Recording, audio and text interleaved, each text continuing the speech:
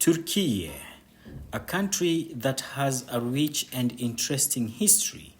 Just wondering, how many empires have ruled this country? I know you know of Roman Empire, and you know the famous history of the Ottoman and the young man Fatih Sultan Mehmet, who conquered Istanbul at a very young age. Istanbul has a very interesting part. It is a city that is located in between Asia and Europe, separated by the Bosphorus. And both continents are connected via 3 bridges, and there is an underwater passage. And recently, the government of Turkey introduced an underwater metro which connects these 2 continents. You cannot talk of Turkey without thinking of the best kitchen that it offers, finger-licking meals. Then, now the best part that everybody knows Istanbul of, it is an open museum. Lots of history, lots of places to visit. It has a lot to offer. Now, have you ever wondered the population of Istanbul? There is 2 population. One is the constant dwellers, and the other one is the people who just come to visit and go. In total, they talk of around 30 million population of Istanbul. Yeah? And I was astonished. The city is clean. I don't know how they do their waste management. And then they have this amazing airport, the new airport, Istanbul Airport. It was recently finished, and currently it's the biggest airport in Europe, which means a lot of flights, they do their connection in Istanbul. It has a lot to offer. The airport is huge, humongous, It has a lot to offer. Come with me, join me in my journey to discover Istanbul. Turkish Airline, I think, is one of the airlines that travels to the most destinations. Now, I'm coming from Kenya. The normal time that this flight takes off is around 5 a.m. in the morning. I prefer that timing, though most of the people I know of, they don't like, because they're saying you have to wake up around 2 a.m. for you to make it to the airport. Which is fine with me, because that time there is no traffic.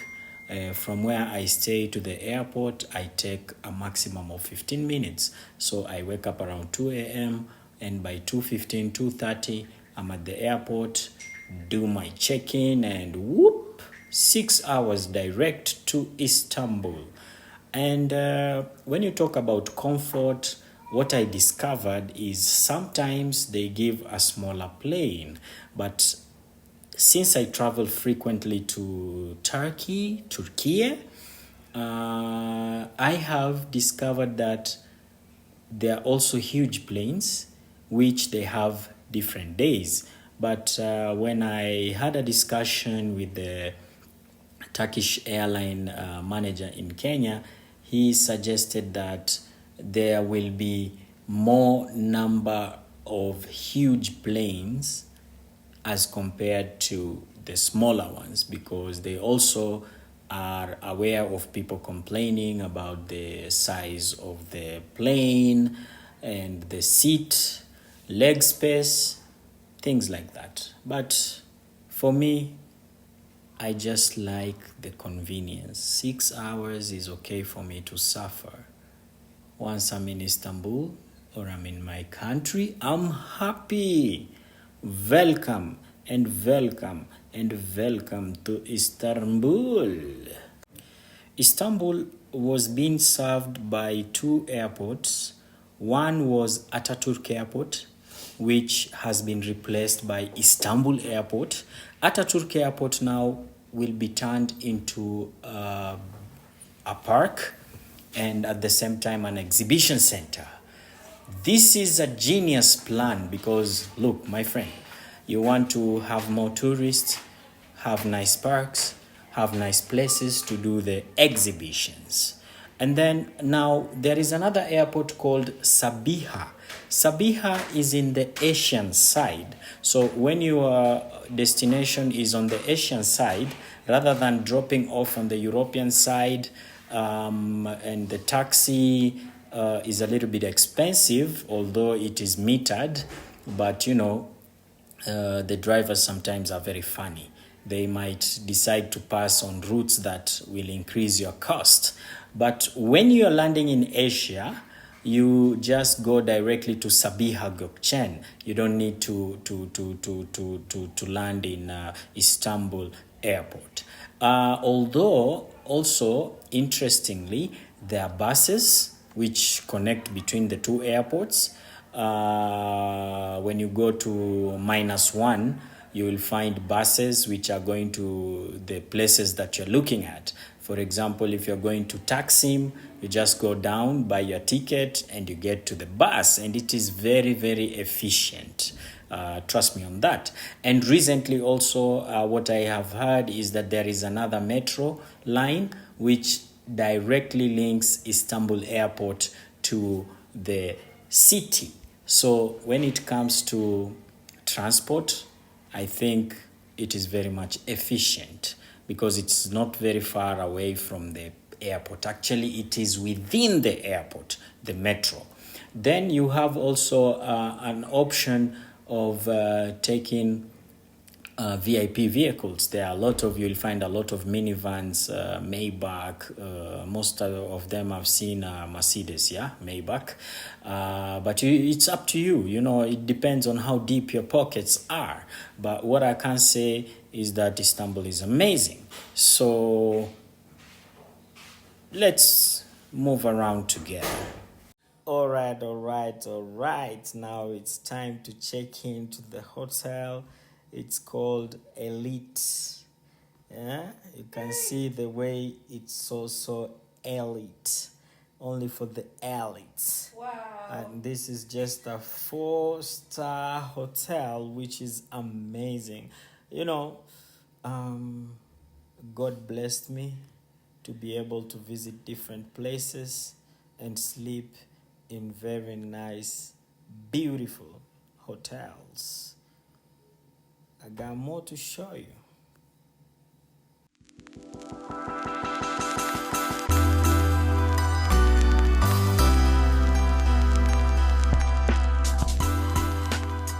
Yo, man, so this is heading to the hotel. Rooms, amazing, man, amazing. I like, you know, big rooms with nice view. So when I go to a hotel, I request a room that is in top floors so that I can be able to see the place. I can get those beautiful views, you know. The hotel, to be honest, I liked it. I really liked it. If I'm to stay there again, without any hesitation, I will go and stay there again. Yeah?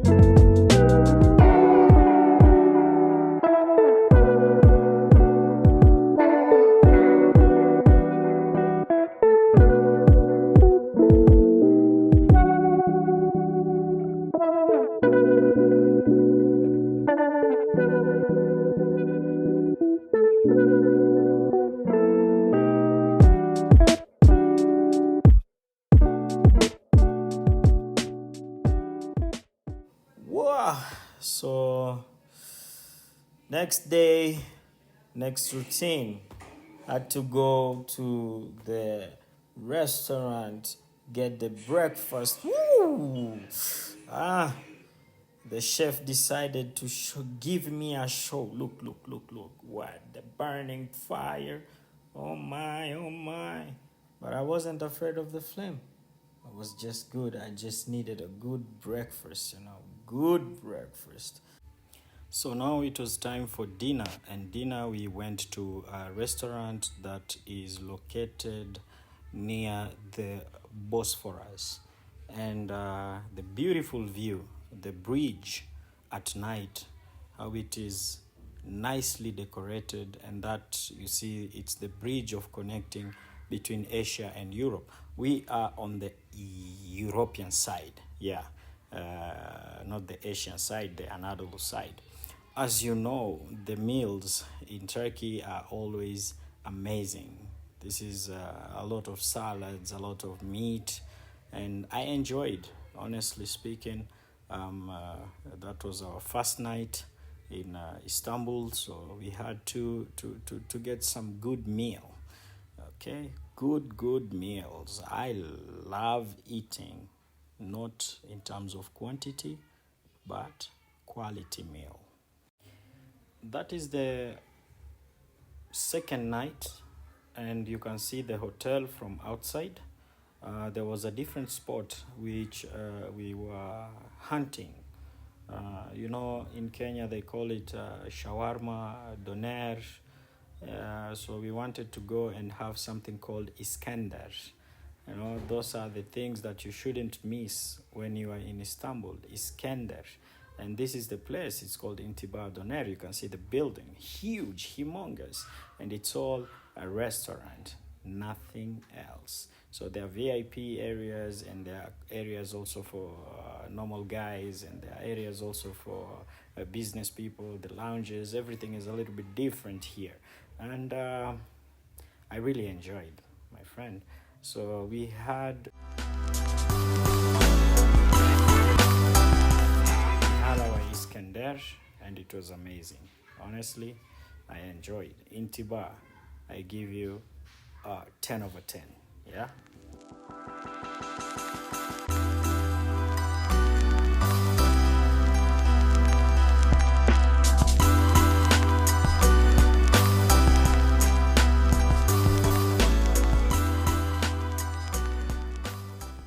Hey guys, another day, another morning. Grand Bazaar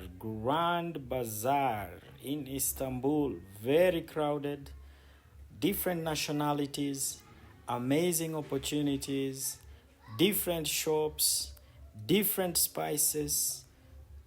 Man, it's like a whole one-stop shop.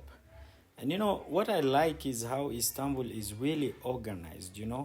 You get to touristic areas where they have everything that you need as a tourist. This is maize, boiled maize, my friend. It's amazing, really tasty. In Kenya we always have it, but here it's a whole different ballgame, man. Look at the way they display their business. Inside the bazaar you find different gold shops, and you can buy a lot. When I was in Dubai, we went also to an area where it's just shops and gold and clothes. Here it's only mostly gold and spices, if I'm not wrong. Yeah, you can see amazing gold. Wow. Then there is this called Sultan Jami, Hagia Sophia, and then these are graveyards, for those long time ago. There were these heads who were buried here. So this one also, you can go inside. They can give you a little brief of history. So this is one of the famous streets. If I'm not wrong, it's Istiklal Street. So taking a stroll, there are tramways, there are a lot of things to do, lots of fun things to do. The only thing that really annoys tourists is the beggars. Sometimes they come, they ask you for something, and then you are a foreigner, so you show some kindness. You just like smile and this, and they take that for a weakness. Now they start following you everywhere. Oh, please, because of God, please. And this is a group of people, they're just trying to use these kids to get some money. Oh, I'm from Syria. Oh, I'm from here. Yeah, I'm from there. Sometimes people take advantage of where they come from if there is instability. But apart from that, it's an amazing place. What you just do, if they follow you up, never mind, just walk. This is our entertainer. I really like the guy, but he doesn't do this for free. You need to pay. And when I paid the guy, he was really disappointed. I had to add more, because he was like, oh, I gave you a show, I gave you this, I gave you that, oh, blah, blah, blah. Give me money. Money runs the world. So let's move around.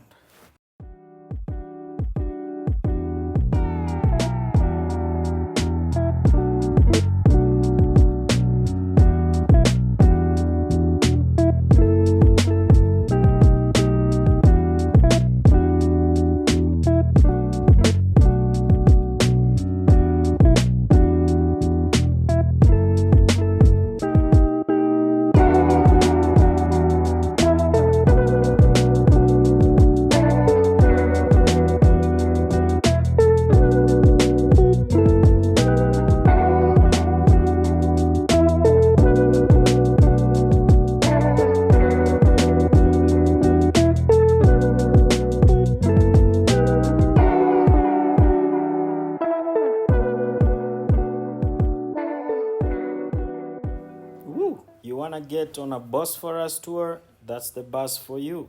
You get around, they get to take you to the Bosphorus, give you some brief history. But see, all these guys are here to just visit Istanbul. And that's why I was telling you, Istanbul is like an open museum. Everywhere you step is history. History and history and history.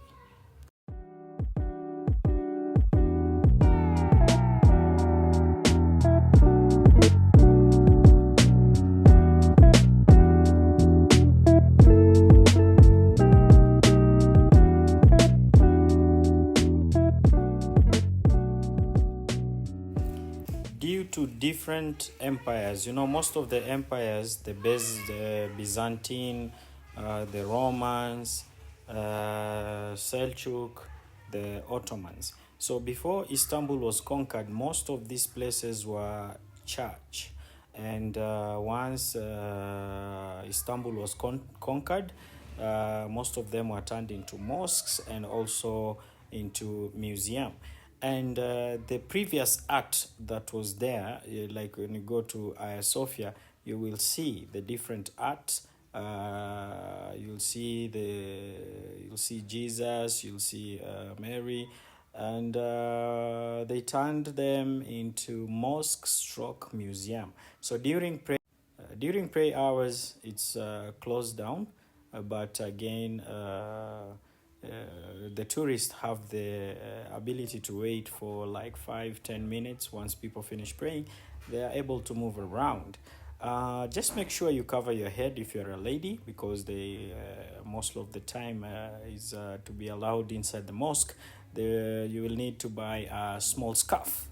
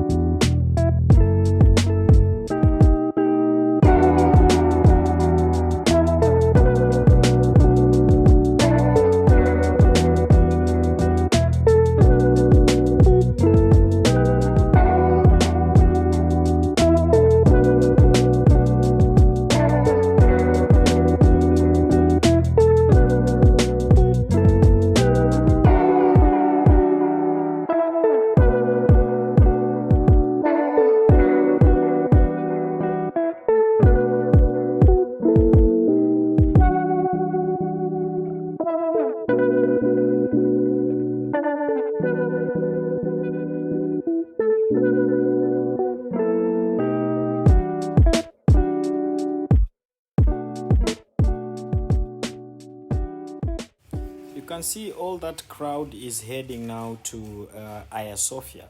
In Hagia Sophia, there is more history. They have a lot of religion-related issues, which, for example, some people, they might say, oh, how did you get the sword of the prophet, or the tooth, or the hair, or the shaving kit? So they have it there. How they got them, I don't know. They even have the foot of the prophet. I mean where he stepped. So they put it into a mold and they have it displayed there. So, I mean, it's just history. Whether you choose to believe, whether you don't believe, at least they have protected their history, and they have kept everything in place so that the whole world and people who are able can come and see and learn more about history.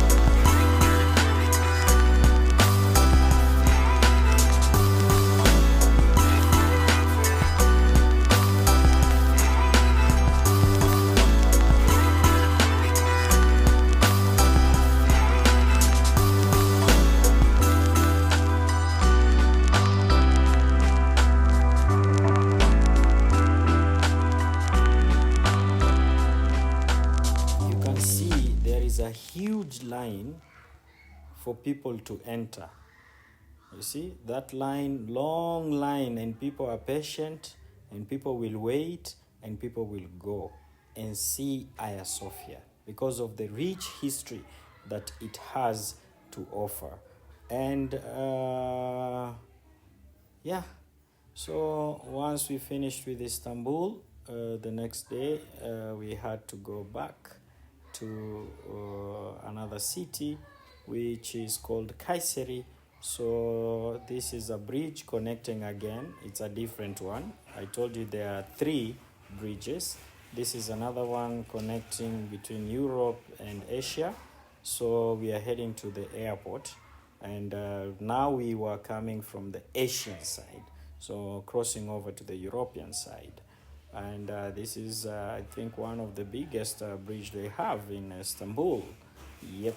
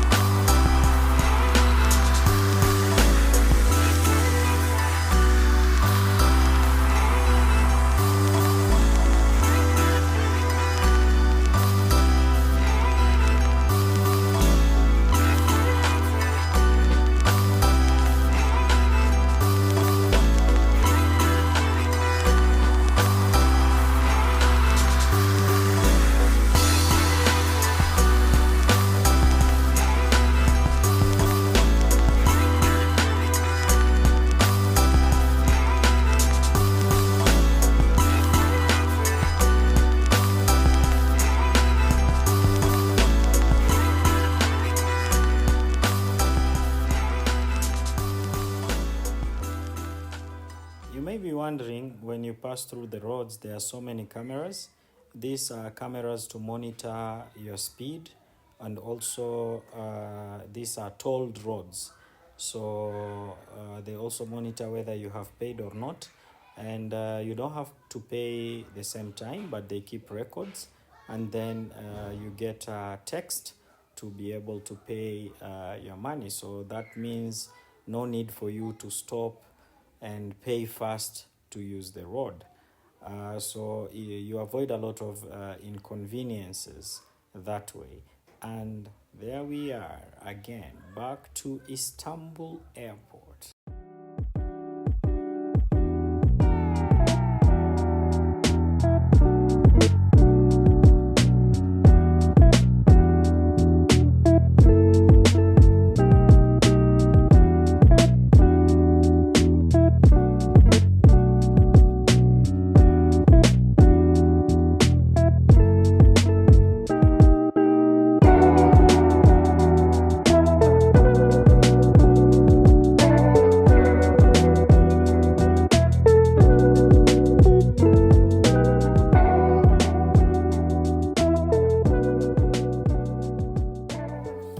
Thing is, I'm wondering, with our JKIA, we have to alight, we have to do what. Here, they only stop some specific cars, but there are cameras everywhere, x-rays, which you don't have to alight from the vehicle.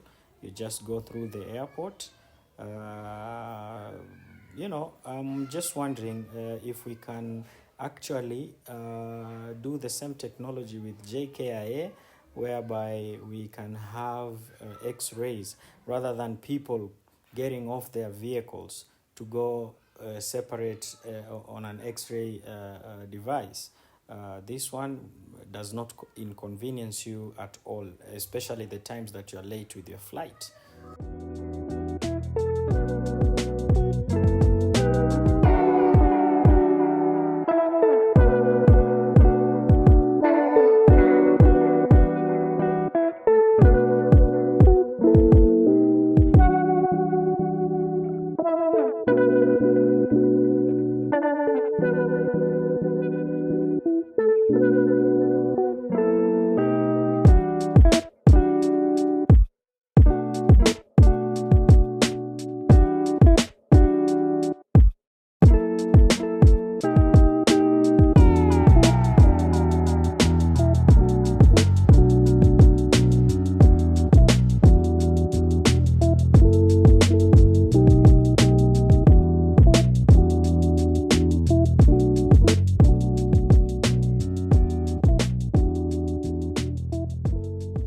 Wait for more.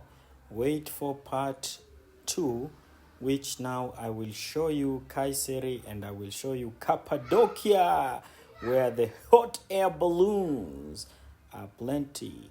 In a day, I think thousands of them go up, and people love to see the scene. So if you're wondering how many hours is from Istanbul to Kayseri, it is just a 1-hour flight. And then from Kayseri to Cappadocia, you just drive. It's just 45 minutes drive. And the roads are, you don't have to worry. You don't have to have stress. Oh, you see, I caught a plane and it made me wonder. So there might be some on-air kind of collisions. God forbid. And may God protect everybody who takes flight each and every time. Because here you cannot say, oh, stop, let me get off the plane. Where will you go to? Do you have wings? You just pray for safety. Welcome to Kayseri. See you next time.